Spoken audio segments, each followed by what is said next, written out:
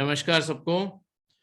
शुरुआत करते हुए आज हमारे डे 2 की हिंदी मीडियम में दूसरा दिन।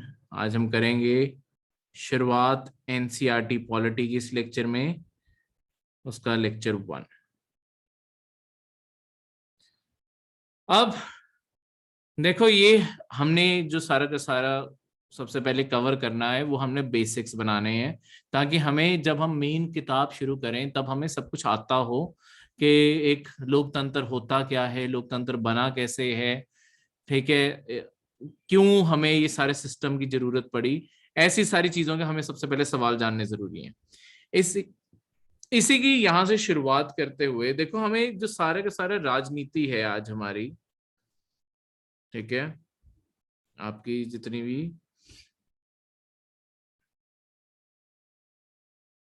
राजनीति है, ये राजनीति बनी ही क्यों।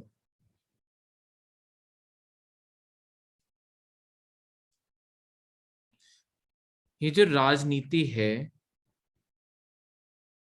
ये बनी क्योंकि हम एक समाज में रहते हैं। अब समाज में क्या दिक्कत है कि देखो, जब भी एक समाज का पिरामिड बनेगा, कोई ना कोई अपने आप को ऊपर रखेगा और किसी और को नीचे गिराएगा। अगर आप अपने आप को किसी और से ज्यादा बेहतर, ज्यादा ऊपर मानते हो, तो आप उसके खिलाफ हमेशा ही कोई ना कोई फर्क करोगे, भेदभाव करोगे, ठीक है। अगर आप किसी को अपने ऊपर समझते हो तो वो शायद आपके साथ भेदभाव करेगा, क्योंकि जैसे ही समाज एग्जिस्टेंस में आया, समाज हकीकत बना, साथ ही साथ तब से ही आपके इंसान ऐसे हैं कि इंसान कभी भी एक दूसरे को बराबर समझते ही नहीं है। तो असमानता साथ के साथ आई, असमानता साथ के साथ आई। इस असमानता के कारण होता क्या, देखो, असमानता अपने आप में कोई तकलीफ नहीं है, अपने आप में कोई प्रॉब्लम नहीं है, क्योंकि समाज कभी वैसे भी बराबर नहीं हो सकता। प्रॉब्लम आती है जब यही असमानता के कारण आपके भेदभाव शुरू हो जाता है, ठीक है। इसी के कारण आपका भेदभाव शुरू हो जाता है। अब जब भेदभाव शुरू हुआ, भेदभाव किन चीजों के ऊपर हो सकता है, आप किसी के साथ भेदभाव शायद उसके धर्म, वो क्या धर्म मानते हैं उसके ऊपर आप कर सकते हैं, ठीक है। शायद वो किस जाति से हैं इसके ऊपर आप भेदभाव कर सकते हैं, या वो किस लिंग, मर्द हैं या औरत है, उसके उस पे आप भेदभाव कर सकते हैं। क्योंकि आज भी जैसे देखा जाए, बहुत सारी महिलाओं को बाहर जाके ना काम करने की आजादी है, ना पढ़ने की आजादी मिलती है, ठीक है। कई जगहों पे माँ बाप बेटे के ऊपर तो पढ़ाई के ऊपर खर्चा करना चाहते हैं, पर बेटी के ऊपर नहीं करना चाहते, ठीक है, कि बाद में शादी करनी है। और दहेज की जो सारी परंपरा है, ये वो भी तो एक भेदभाव ही है, कि बेटी को एक तरह से पैसे में तोला जा रहा है। तो ये सारी के सारे भेदभाव है। इसके अलावा आपकी नस्ली भेदभाव, नस्ल जो आपकी जैसे काला, गोरा, आपके चीनी, ये जितने भी आपके नस्लें बनी हुई हैं दुनिया भर में, इसके बिहाफ पे आप किसी में फर्क कर रहे हो, या किसी की सॉरी,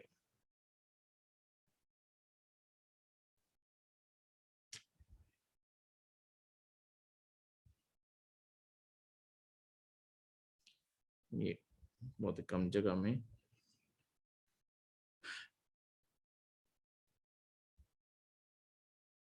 आर्थिक स्थिति को देखते हुए आप किसी के साथ भेदभाव करने लग जाओ।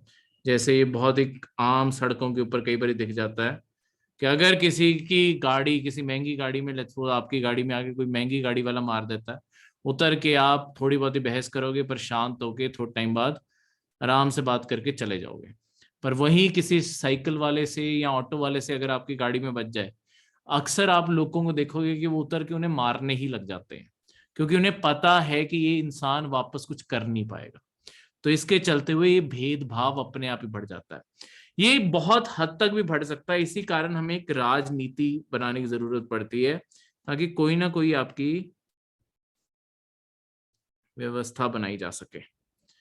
कोई व्यवस्था होगी, उसके अंदर कोई ना कोई नियम बनेंगे, तभी ये सारी रोक लगाई जा सकती है नहीं तो इसके ऊपर क्या रोक, ये तो बढ़ती ही रहेगी। ठीक है, अपने आप में तो जितनी मर्जी बढ़ा लो। और खासकर जब हम 135 करोड़ लोगों के देश में रहते हैं तो ये बहुत बड़ी समस्या बन सकती है। अब देखो, ये पॉपुलेशन का साइज जो हमारी जितनी आबादी है, इसे क्यों मेंशन करना जरूरी है। एक वैसे भी आपकी रिसर्च की गई, उससे पाया गया कि जहां पे भी 150 से ज्यादा लोग कहीं पे इकट्ठे हो जाते हैं,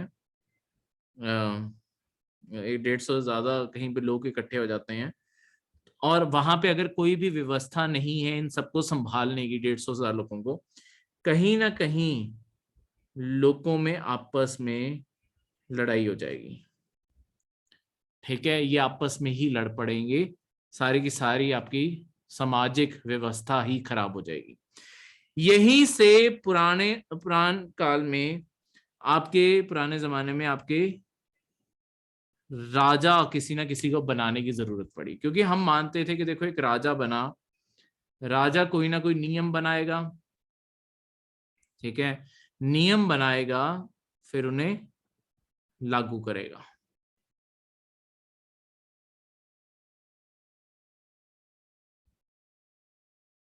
ठीक है, लागू करना।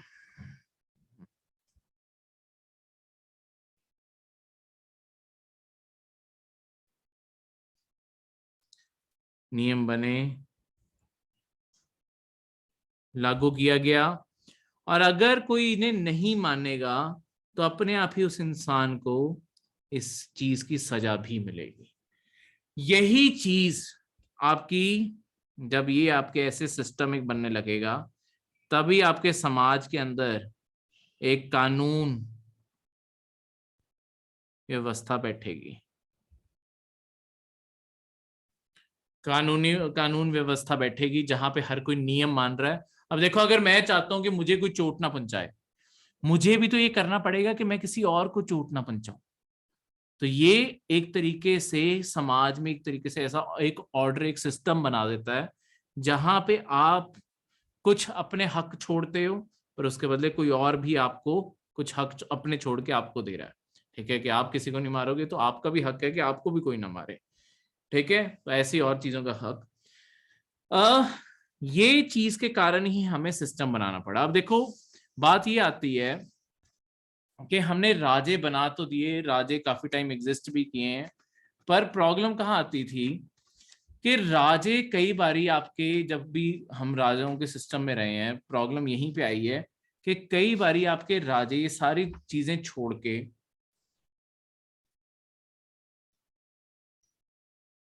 तानाशाह बन जाते थे।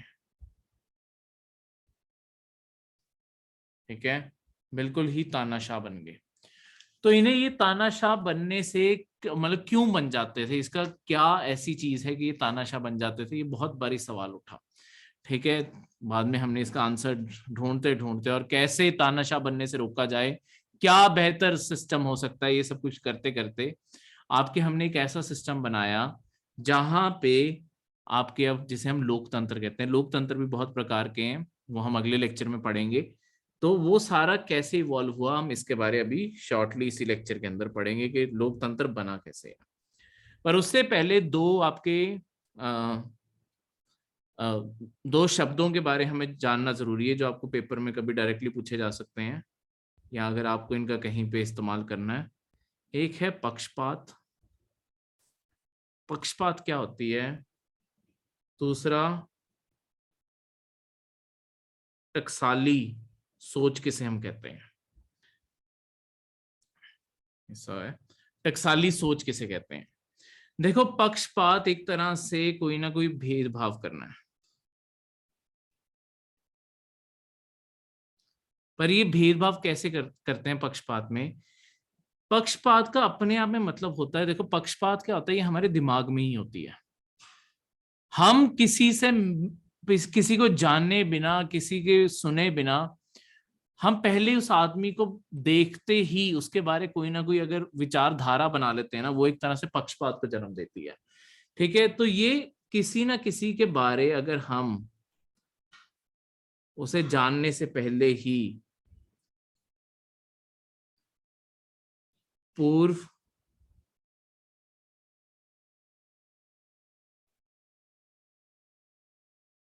न्यायाधीश हम बन के बैठ जाते हैं कि अपना फैसला हम ऑलरेडी उस इंसान के बारे में सुना चुके हैं। जैसे इसका एग्जांपल लें, आपके देखो आपके आगे 3 इंसान आ रहे हैं, ए बी और सी। ए इंसान आपका है जो है भारतीय, बी इंसान है जो आपका चीनी है, चीन से आया है। अब देखो हमारे दिमाग में कैसे पक्षपात बिठा दिया गया है अपने आप ही समाज द्वारा, वो यहां से पता चलता है। तीसरा है अफ्रीकी। ठीक है, अब अगर ये 3 इंसान आपके सामने बिल्कुल चलते आ रहे हैं, इनमें से अगर मैं पूछूंगी इनमें से क्या लगता है कि इनमें से, आपके साथ मैं खड़ा हूं और मैं वैसे ही पूछ रहा हूं आपसे सवाल, आप जानते नहीं हो इन तीनों को, कि इनमें से क्या लगता है कि इन तीनों में से आज कौन नहाया नहीं होगा।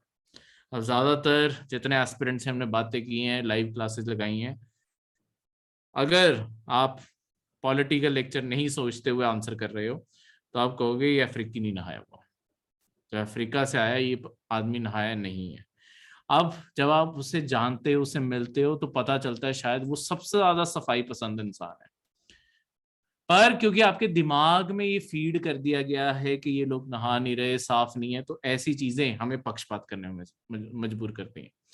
और एग्जाम्पल लगा लो कि लेट्स सपोज मैं इन तीनों तीनों फिर चलते आ रहे हैं, मैं इन तीनों में से कहूं कि आज एक, इन तीनों में से किसी एक ने एक कोई कुत्ता मारा और उसका मांस खा गया, ठीक है, तो इनमें से कौन होगा जिसने ऐसा मांस खाया होगा। तो बिना सोचे हम ये इल्जाम हमेशा चीनियों पे ही लगाते हैं।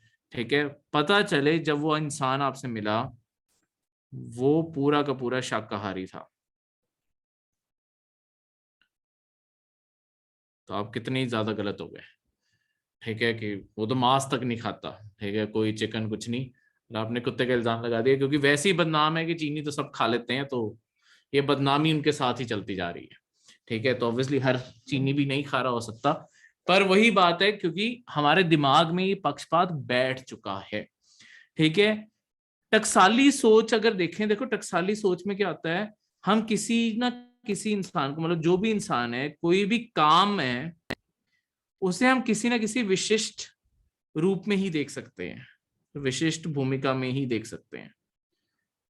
ठीक है, इसका भी मैं आपको दिमाग में बताऊंगा कि कैसे हम सबके उसमें बैठ चुका है। जैसे कि अगर मैं बात करूं, 2 एग्जांपल देता हूं आपको। अगर मैं बात करूं सैनिक की, कि सैनिक आ रहे हैं यहाँ पे, सैनिक सैनिक की कार्यवाही हो रही है, या सैनिकों ने आतंकवादी मार गिराया। अब जब आप एक सैनिक को, एक सैनिक बारे सोचो, यूनिफॉर्म डाली हुई है प्रॉपर, एक सैनिक आपके सामने है, सैनिक आपको क्या लग रहा है, एक महिला दिख रही है जो एक पुरुष दिख रहा है?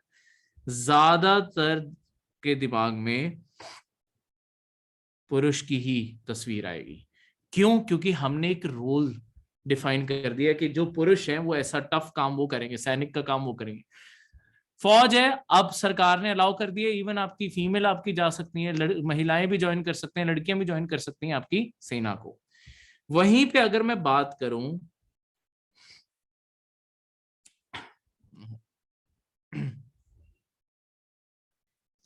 नर्स की, कि नर्स ने पट्टियां कर दी थी, ठीक है, तो ऐसा कुछ भी। तो नर्स जब मैं सोचता हूँ, हॉस्पिटल बारे सोचता हूँ, तो बताओ आपके दिमाग में नर्स एक पुरुष आ रहा है या एक महिला आ रही है? ज्यादातर के दिमाग में महिला आएगी। तो हमने रोल फिक्स कर दिया है कि ये जो सॉफ्ट काम है, लोगों का ध्यान रखने का काम है, सॉफ्ट तो चलो नहीं है, किसी को खून और वो देखना, पर ये सारी चीज करना, किसी का ध्यान रखना, ये सब कुछ महिलाओं का काम है, और ये लड़ाई करना, सरहद पे जाना, ये मर्दों का काम है। ये हमारी टकसाली सोच है, ये अपने आप समाज ने जो हमारे दिमाग में बिठाई हुई है, इसे खत्म करना बहुत जरूरी है। ठीक है, अब यहीं पे अब आगे बढ़ते हुए हम उससे पहले कि ये बताएं कि लोकतंत्र आया कैसे, पहले दो इस सिस्टम को पढ़ लेते हैं, इन दोनों में फर्क क्या होता है। तो राजनीतिक तंत्र एक साइड पे आपका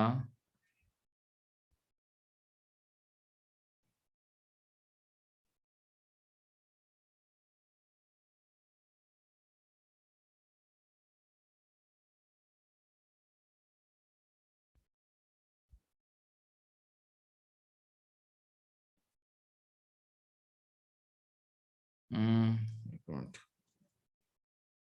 ये वर्ड चेंज कर, इसे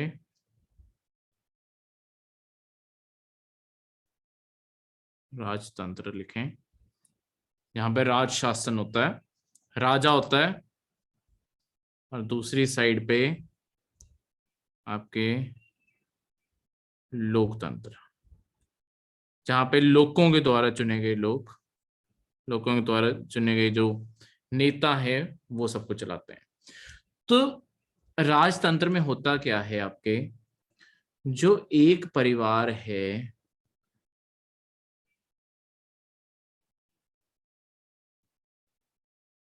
उन्हीं के ही नियम बनाए जाते हैं,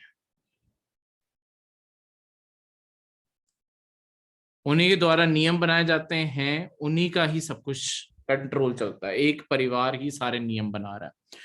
राजा मरेगा, उसका बेटा कुर्सी पे बैठ जाएगा, फिर उसका बेटा, उसका बेटा, उसका बेटा। वैसे ही जैसे ब्रिटेन में रानी है, रानी मरेगी, उसकी परिवार में आगे जो है वो आगे कुर्सी संभाल लेंगे, ये लगातार ऐसे ही एक ही सिंगल परिवार हमेशा चलता रहता है। अब इनके कारण क्या होता है, अगर यही रूल करें, यही राज कर रहे हैं, जनता का ये लोग जनता के द्वारा थोड़ी चुने गए हैं, तो ये जनता को कोई जिम्मेदारी भी नहीं है, जो मर्जी ये करे, जनता को जवाबदेही थोड़ी है। तो ये जनता द्वारा नहीं चुना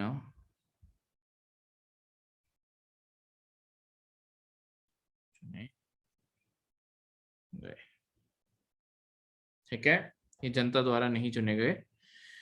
इसी के कारण जो राजा होता है, राजा अपने खुद का ही देखता है, तो अपने वो खुद के नियम बनाएगा, उन नियमों को फिर लागू करेगा,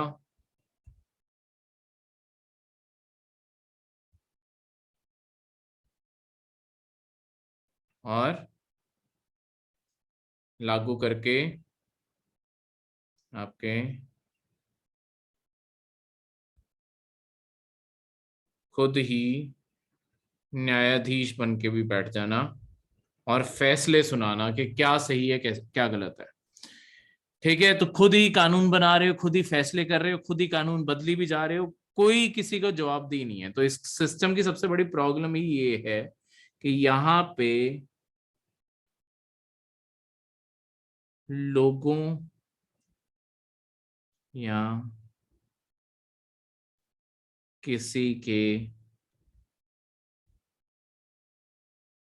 प्रति जवाबदेह नहीं, तो ये अपनी मनमर्जी कर सकते हैं। वहीं पे मतलब इसका सबसे बड़ा, पहले आपको सच एग्जांपल बताता हूँ। इसका सबसे बड़ा एग्जांपल ना आपके फ्रेंच क्रांति जो हुई थी, फ्रांस में जो क्रांति हुई थी, उससे पहले एक राजा होता था काफी पहले, लुइस 14। उसने बोला था सारे लोगों के आगे अपने दरबार में कि मैं ही तो कानून हूं, मैं ही तो कानून हूं। अब इसका क्या मतलब है, उसने बोला कि जो मेरे यहां से शब्द मैं बोल रहा हूं अभी अपनी कुर्सी पे बैठा हुआ, वही कानून है। तो अगर मुझे लगा कि अभी लोगों को ये सजा सुनानी चाहिए इस इंसान को, मैं वो सुना दूंगा, पर बाद में कोई मेरा अपना चाहता है, मैं शायद सजा बदल दूं। ठीक है, क्योंकि मैं ही तो कानून हूं, मेरी ही तो चल रही है। तो ऐसा सिस्टम कहां से आप कह दोगे कि अच्छा सिस्टम है, यहां से तो लोगों को कभी बराबरी इंसाफ मिले ही ना। लोकतंत्र, चाहे लोकतंत्र में भले बहुत कमियां हों, लोकतंत्र आपको एक शक्ति जरूर देता है, हाँ, कि जो आपके नेता हैं वो आपके द्वारा चुने गए हैं, और जब वो आपके द्वारा चुने गए हैं, निर्वाचित हैं वो, ये भी लिख दें साथ में,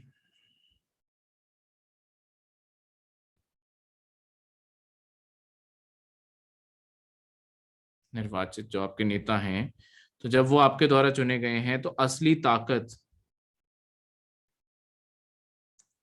लोगों की ही है।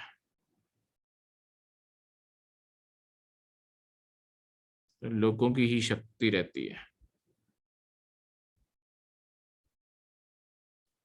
ठीक है। इसी के कारण देखो, आपके पास कम से कम ये पावर तो है कि अगर आपका नेता अच्छा नहीं कर रहा, संसद में नहीं जाता, काम नहीं कर रहा, पैसे खा रहा है, 5 साल बाद बदल दोगे। ये तो पावर है ही ना, 5 साल बाद मत वोट डालना अगर आपको लग रहा है वो काम नहीं कर रहा। तो इसी कारण जो चुने गए लीडर है ना, वो खासकर बार बार आके लोगों के आगे बयान देते रहते हैं कि हम ये फैसला क्यों ले रहे हैं, क्या इसके पीछे का हमारी सोच क्या है। और लोगों को क्योंकि मनाना पड़ेगा कि ये तुम क्यों कर रहे हो, तो जनता को उत्तरदायी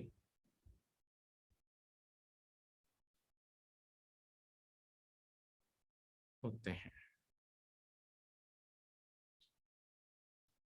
ठीक है, लोगों को उत्तरदायी है। इसी तरीके से ये सारी की सारी चीज क्लियर है। कोई भी चीज, कोई भी डाउट हो तो आप नीचे कमेंट में हमेशा लिख सकते हैं। और दूसरी चीज आपको यही बता दूं, अगर आप ये चीज YouTube पे देख रहे हैं तो सेम आपकी वीडियोस हमारी वेबसाइट पे भी अवेलेबल है, और वहाँ पे आपको बल्कि साथ में फ्री टेस्ट सीरीज सब कुछ मिलेगा।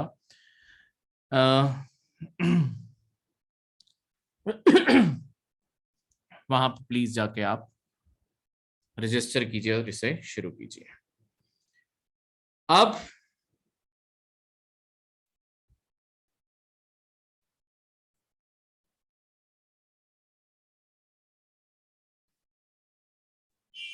राजनीतिक तंत्र पढ़ें कि कैसे कैसे आपके, ओ सॉरी ये हमने कर लिया था, सॉरी, बताते बताते ये चीज दिमाग से रिपीट होगी। अब इस चीज को पढ़ते हैं कि आपका लोकतंत्र आया कैसे। देखो, अगर मैं आपको बताऊं, दुनिया में लोकतंत्र सबसे पहले जिस देश से शुरू हुआ है ना, वो आपका ब्रिटानिया है, ब्रिटेन जिसे हम कहते हैं, वहां से शुरू हुआ है। हुआ क्या था, इसके पीछे का इतिहास पढ़ते हैं। ऐसा नहीं है कि उन्होंने रातों रात सोचा कि लोकतंत्र बनाना है और बन गया। हुआ क्या, वहां पे आपका ज्यादातर जो यूरोप का सारा कॉन्टिनेंट है वो ईसाई धर्म का है। वहां पे ज्यादातर लोग ईसाई धर्म को मानते हैं। और इसी कारण पुराने काल में वहां पे जो गिरजाघर है, जो आपके चर्च हैं, उसकी बहुत मान्यता रही है। और वो राजनीति में भी दखल देते रहे हैं। राजे उनसे सलाह लेने, राजाओं को वो हुक्म तक सुना देते थे कि ये काम होना चाहिए। ठीक है, क्योंकि उन्हें पता है कि अगर धर्म के नाम पे भड़काया, राजे की गद्दी भी गिर जाएगी। तो बहुत ज्यादा पावरफुल रहे हैं एक टाइम पे ये। ठीक है, हुआ क्या, जैसे एशिया के अंदर ना एक और धर्म शुरू हुआ, जब धीरे धीरे वो फैला और करते कराते इस्लाम की सरहद यूरोप में भी आ गई। इस्लाम को आगे यूरोप तक फैला रहे थे आपके जो आज जो तुर्की देश है, तुर्की ने अपना नाम बदल लिया है, अब वो तुर्किया हो गया है। तो तुर्की साम्राज्य जो था, उसकी सीमाएं यूरोप के अंदर भी जा चुकी थी। आज भी अगर आप तुर्की का नक्शा देखोगे, वो थोड़ा सा यूरोप में आज भी है। ठीक है, पहले उससे भी बड़ा हो गया था। तो आपके गिरजाघर, जो आपके जितने भी पोप हैं, उन सब ने सारे राजाओं को बोला कि आपको धर्म की रक्षा के लिए लड़ाइयां लड़नी पड़ेंगी। तो ये इस कारण ईसाई और धर्म और इस्लाम के बीच में लड़ाइयां शुरू हुई। ये 1500 1600 इसी की इसमें की बात है। यहाँ पे आपकी जो ये धर्म युद्ध होने लगे,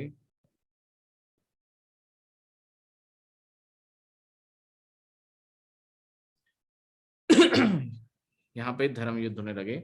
अब यूरोप से जब भी राजे धर्म युद्ध पे जाते थे, धर्म युद्ध को इंग्लिश में वो जो रेफर करते थे, इसके लिए कोई हिंदी में वर्ड नहीं है, क्रूसेड पे जा रहे हैं। ठीक है, जो ये इस्लाम में नहीं रेफर होता था, ये क्रिश्चियन राजे रेफर करते थे। इस साइड पे लिख देता हूँ, धर्म की लड़ाइयां होने लगी, क्रुसेड पे जा रहे हैं। क्रुसेड का मतलब ही धर्म युद्ध होता है, ठीक है। तो ये जब क्रुसेड पे जाते हैं, देखो किसी को भी इधर भी जब भी लड़ाइयों पे जाना है, आपको दो चीजों की जरूरत तो हमेशा पड़ेगी। एक आपको पैसा चाहिए, ठीक है, बिना पैसे के हथियार कहाँ से आएंगे, और लोगों को क्या दोगे, खाना कहाँ से आएगा, सब कुछ ही। और दूसरे लोग चाहिए, बिना लोगों के लड़ाइयां कैसे लड़ोगे। तो ये जो चीज है, यहाँ पे जो ब्रिटानिया का राजा था, ब्रिटेन का राजा था, उसने एक तरीका जो अपनाया वो ये था कि जो उसका पूरा का पूरा साम्राज्य था, उसने अपने पूरे साम्राज्य को अलग अलग हिस्सों में बांटा, छोटे छोटे हिस्से बांट दिए। और वहां पे जो सबसे ज्यादा शक्तिशाली बाहुबली इंसान था, उसे वहां की सारी जिम्मेदारियां दी, और ये बोला, मतलब जिम्मेदारी इस चीज में नहीं, उसने बोला कि देखो तुम मुझे दो चीजें दो, एक है पैसा और एक है लोग मुझे दो, इसके बदले मैं तुम्हें ये पूरा इलाका चलाने दूंगा। तो यहाँ पे जो भी बड़े बड़े जमींदार थे, उसके बाद जो भी वहां पे छोटे छोटे राजे थे, नोबल्स थे, ठीक है, उसके बाद वहां पे जो भी लेनदार थे, मनी लेंडर्स थे, ऐसे जहां पे जो भी सबसे बड़ा था उसे दिया, और उससे बोला कि देखो मुझे पैसे और लोग देते रहना, और इसके बदले मैं तुम्हें दो हक देता हूं, यहाँ पे दो अधिकार देता हूं। हाँ, एक मिनट। आप जिस भी इलाके में हो, वहां पे आपको दो अधिकार देता हूं। वो दो अधिकार हैं, आप इस पूरे इलाके में कोई भी कर लगा सकते हो, टैक्स लगा सकते हो, और दूसरा कोई भी कानून बना सकते हो। ये दोनों चीजों का आपके पास पूरा हक है। आप कोई भी कर लगाओ, कोई भी कानून बनाओ, मैं कुछ नहीं कहूंगा, मैं लड़ाइयों पे जा रहा हूं, पीछे से चलाओ, बस लोग और पैसे भेजते रहना। अब करते कराते इनकी अपनी खुद की अपने अपने इलाके में पूरी डोमिनेंस बन गई, पूरे ये वहां पे शहनशाह बन गए हैं कि हाँ हमारा ही कानून है, हमारी टैक्सेस हैं, सब कुछ हमारा है। अब हुआ क्या, जब राजा वापस आ गया, राजे ने आके कहा कि चलो बहुत चला लिया, अब मैं संभाल लूंगा। तो ये लोगों ने बोला आप कौन, कहते कि आप चलो देश वापस आए हो, आप पॉपुलर बहुत हो, आपको लोग मानते बहुत है कि आप लड़ाई जीत के आए हो, पर इसका मतलब ये नहीं है कि हम अपनी ताकतें आपको वापस दे देंगे। आपने बेच दी थी हम इतने समय से, क्योंकि ये लड़ाइयां 100 200 300 तो पीढ़ियों पीढ़ी दर पीढ़ी लड़ाइयां चली हैं ये। तो उन्होंने कहा कि आपके पूर्वजों ने ये सारे हक बेच दिए थे, अब नहीं आपको मिल सकते। अब आप लोगों में बहुत ज्यादा प्रसिद्ध हो, आप लोगों में बहुत ज्यादा मानने जाते हो, तो हम आपको एक ऑप्शन देते हैं, दो ऑप्शन देते हैं। पहला ऑप्शन है कि आप राजा रहिए, कुर्सी पे बैठिए, आपकी आने वाली पीढ़ियां भी कुर्सी पे बैठी रहे, और हमें सारी की सारी जो ये पावर्स हैं वो हमारे पास रहने दीजिए। हम अपना खुद का एक काउंसिल बनाएंगे, एक अपना खुद का संसद बना लेंगे, हम कानून बनाएंगे, आप बस साइन कर देना, इसके बदले आप अपना महल रख लो, अपनी कुर्सी रख लो, और हम आपको अपनी सारी कमाई में से पेंशन भी दे देंगे। अब राजे को लगा, और पहला तो ऑप्शन ये था कि चलो तुम आप ये कर सकते हो। दूसरा ऑप्शन था कि देखो हम आपको मार डालते हैं, और आपके लोगों को हम समझा लेंगे, कोई बात नहीं, पर हम ये अब राइट नहीं देने वाले। अब राजे को लगा देखो मेरे पास कुछ है तो है नहीं, जान ही बचा ली जाए, तो उसने बिना कोई ज्यादा हिचकिचाहट के उसने सारी पावर देने का फैसला किया कि चलो कुर्सी पे बैठा हूं, पेंशन मिल रही है, तुम चलाओ, सारा देश चला लो तुम, ठीक है। तो इस चीज को आपकी हिस्ट्री में, वर्ल्ड हिस्ट्री के टाइम भी इसे पढ़ेंगे, इसे बोला जाता है ग्लोरियस रेवोल्यूशन।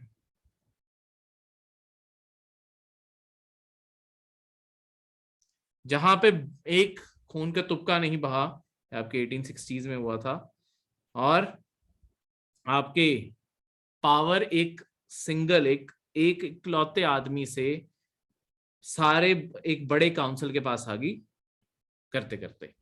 अब इसके बाद ये ब्रिटेन में पहली बारी था कि ये सारे कानून बनाएंगे, राजा साइन करेगा। तो आज भी डेमोक्रेसी में ही होता है, लोकतंत्र में ही होता है, हमारी संसद कानून बनाती है, जो हमारा राष्ट्रपति है वो सिर्फ साइन करता है। तो आज भी ऐसे ही ये सिस्टम चल रहा है। पर बात क्या है, देखो अभी इनमें से कोई चुना नहीं जा रहा, ये सारे के सारे अमीर लोग थे, बाहुबली थे, तभी ये यहाँ पे बैठे हैं। अब हुआ क्या, हाँ, बाद में जाके आपकी जैसे औद्योगिक क्रांति आई,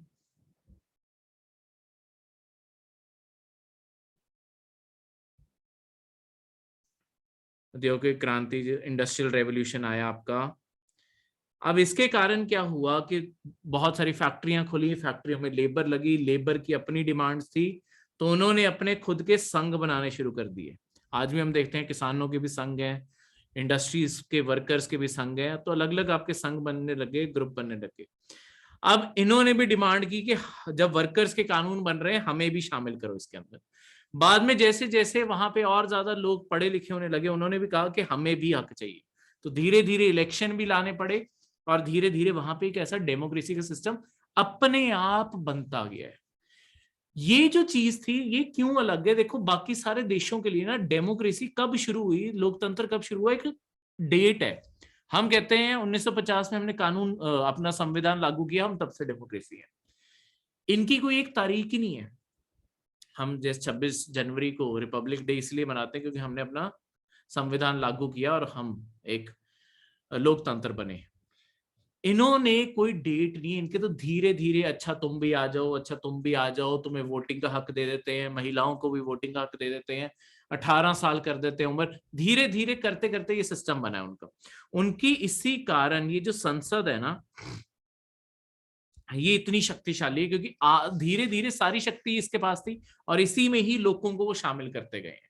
मतलब और ज्यादा रिप्रेजेंटेशन दे दी, लोगों को चुनने का मौका दे दिया, करते कराते अपने आप ही डेमोक्रेसी बन गई। आज भी तभी रानी ये टॉप कुर्सी पे बैठी है और सारा देश अपने टैक्स जो इकट्ठा होता है उसमें से पेंशन आज भी मिल रही है उन्हें, वो तो ऐश कर रहे हैं। तो उनके जो ये पूर्वजों ने फैसला लिया, उनकी तो सारी लाइफ बन गई है, ठीक है।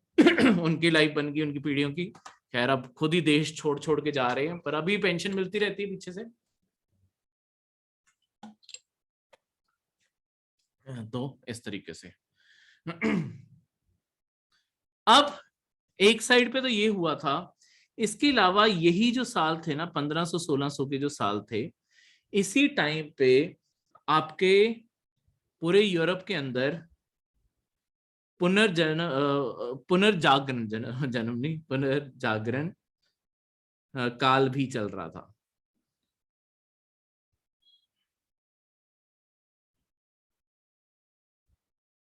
पुनर्जागरण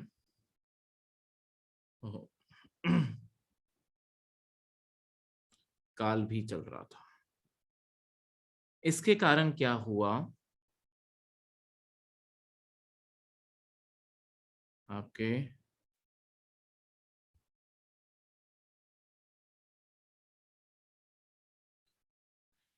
लोगों ने सवाल उठाने शुरू किए, लोग जागरूक होने लगे, प्रबोधन जागरूक होने लगे, तो लोगों ने सवाल उठाने शुरू किए।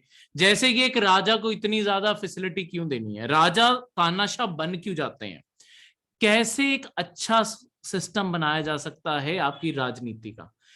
इसी के चलते हुए आपके बहुत सारे जो आपके दार्शनिक थे यूरोप के अंदर, जो आपके दार्शनिक का मतलब इंग्लिश में फिलोसोफर जो होते हैं, विचारों, उन्होंने बहुत सारे विचारों को आगे रखा।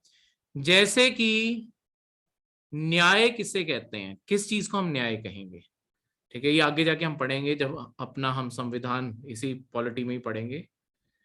उसके अलावा समानता किसे कहते हैं, उसके अलावा स्वतंत्र कौन होता है, स्वतंत्रता क्या होती है, और ऐसे ही हमारी जिंदगी में धर्म की क्या जगह होनी चाहिए, राजनीति में धर्म होना चाहिए या धर्म निरपेक्ष हो जाए। ये सारी चीजें हमने यहाँ पे विचारनी शुरू की, आपके दार्शनिक लोगों ने ये सारी चीजें विचारनी शुरू की। अब जब उन्होंने ये सारी चीजें विचारी, इसी के कारण इनमें से एक इंसान के बारे खासकर यहाँ पे अभी बताना जरूरी है। बाकी सारे पॉलिटिकल थ्योरीज का जब सब्जेक्ट पढ़ेंगे वहां जाके हम करेंगे। ये एक अनोखा सब्जेक्ट है जो सिर्फ हम करवाते हैं, कोई और नहीं करवाता। उसका जब होगा तब बताएंगे आपको। एक, क्योंकि बहुत सुंदर आंसर लिखे जाते हैं उससे, फिर अगर आपको उसकी नॉलेज मिल गई तो बहुत सुंदर तरीके से आप इंट्रोडक्शन मोंटेस्क्यू। जैसे आपका एक ये फ्रेंच थे, आपके फ्रांस से थे मोंटेस्क्यू। इन्होंने इस चीज के ऊपर बहुत ही डिटेल में बात की कि कैसे एक राजा एक तानाशाह बन जाता है।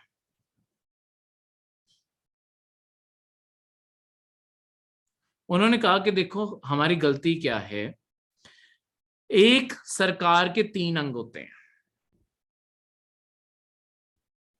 ये ध्यान से, यूपीएससी का प्रीवियस ईयर पेपर का क्वेश्चन भी है और बाकियों में भी आ सकता है। एक सरकार के 3 अंग होते हैं। एक है आपका कार्यपालक,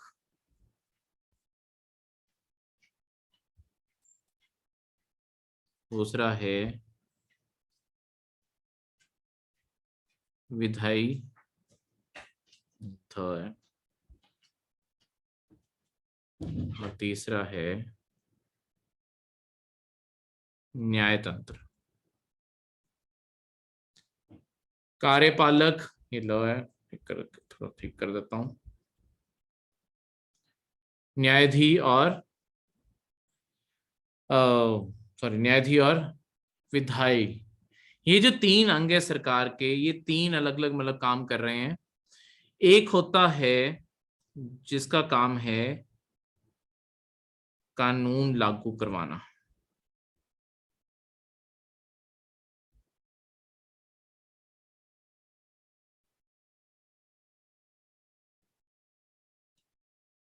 करने के लिए एक मिनट, ये लिख के आपको एक साथ समझाता हूं। आप भी अगर नोट्स लिख रहे हो साथ साथ आप भी लिख लीजिए। कानून बनाने के लिए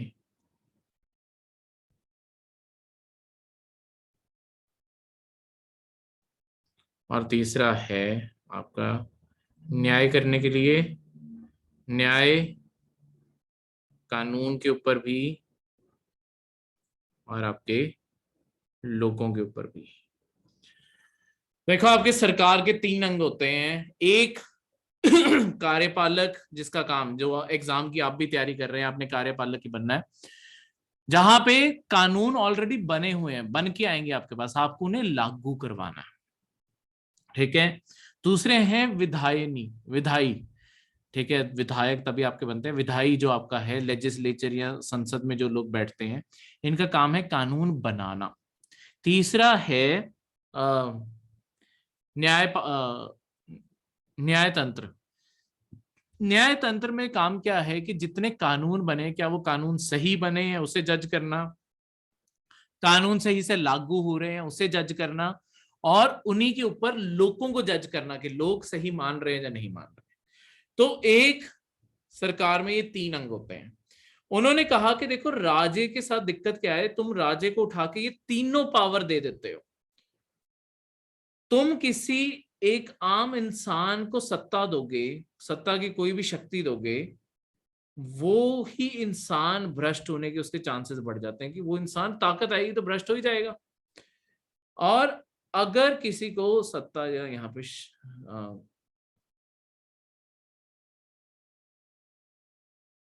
शक्ति लिख देते हैं, ठीक है, आपकी किसी के पास शक्ति है, अगर किसी के पास सारी शक्ति आ गई, पूर्ण शक्ति आ गई, वो तो बिल्कुल करप्ट होगा ही होगा, वो तो बिल्कुल भ्रष्ट होगा ही होगा।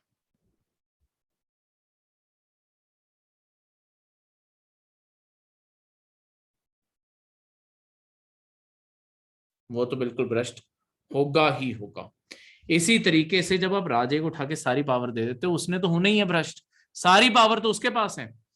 तो इसी के चलते हुए उन्होंने कहा कि देखो अगर एक अच्छा सिस्टम बनाना चाहते हो ना, सिस्टम बनाओ जहां पे आपका जो शक्तियां हैं,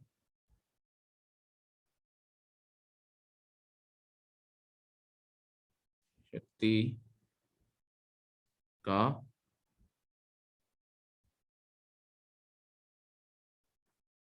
पृथक्करण कर दो, यानी कि उसे बांट दो, अलग अलग हिस्सों में बांट दो। यानी कि तीन तीन हिस्से हैं, तीन शक्तियों के हिस्से हैं, इन तीनों को एक इंसान को ना दो, ये अलग अलग अंग चलाए, इन तीनों के बीच में दीवार बना दो ताकि ये आपस में जुड़े ना हो, अलग अलग लोग हों। तो होगा क्या, इनमें से कोई भी ज्यादा शक्तिशाली होने की कोशिश करेगा तो वो हो नहीं पाएगा, क्योंकि उसके पास बाकी दो अंग नहीं है। ठीक है, तो इस कारण उसकी शक्ति अपने आप ही कम होगी। उसके बाद क्या करो, ये तीनों शक्तियों का एक ऐसा त्रिकोण बनाओ जहां पे ये तीनों शक्तियां आपकी, यानी कि एक साइड पे कार्यपालक हो गए, विधायी होगी और न्याय की शक्ति होगी, ये तीन जो आपकी शक्तियां होगी, इन्हें ऐसे रखो कि आप ऐसा सिस्टम बन जाए कि इनके बीच में चेक और बैलेंस का सिस्टम हो।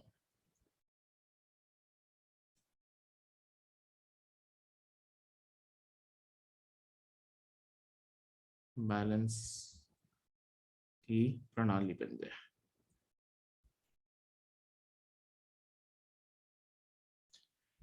चेक और बैलेंस की एक पूरी प्रणाली बन जाए।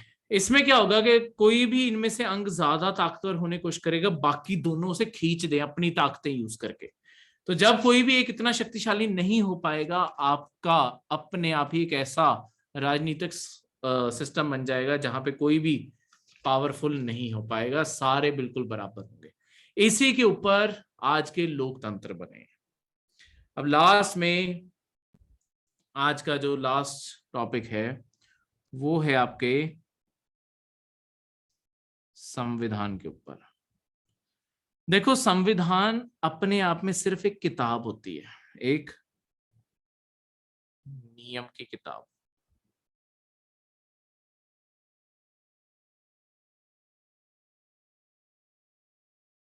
एक नियम की किताब है अपने आप में संविधान।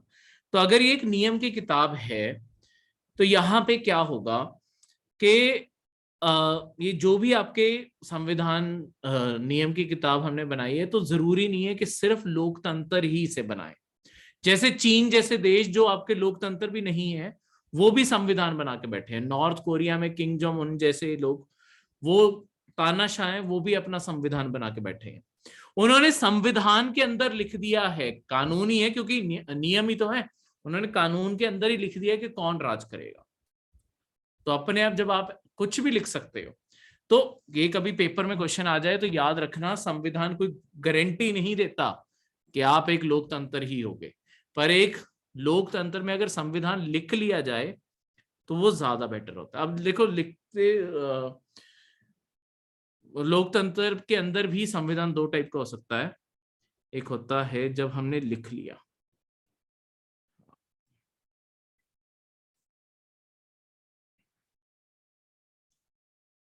लिखित लोकतंत्र, और आपके मतलब हमने लिखित तो लोकतंत्र के सबसे बड़ा एग्जाम्पल हम भारत देश ही है हमारा। तो हमने क्या किया है, जब हमने अपना संविधान लिख लिया है, हमने किताब के अंदर सारे नियम बना दिए हैं, तो हमने सबसे ज्यादा शक्तिशाली भी इसे ही बनाया है। हमारे देश में सबसे ज्यादा शक्तिशाली हमारा संविधान है, अधिक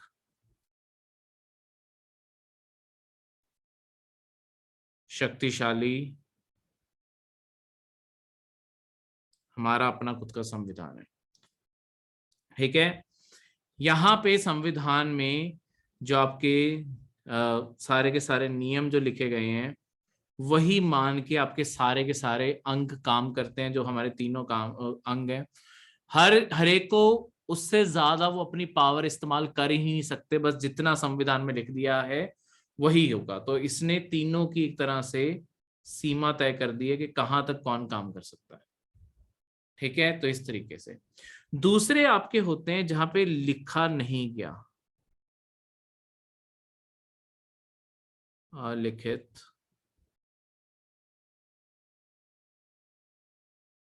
लोकतंत्र। ठीक है,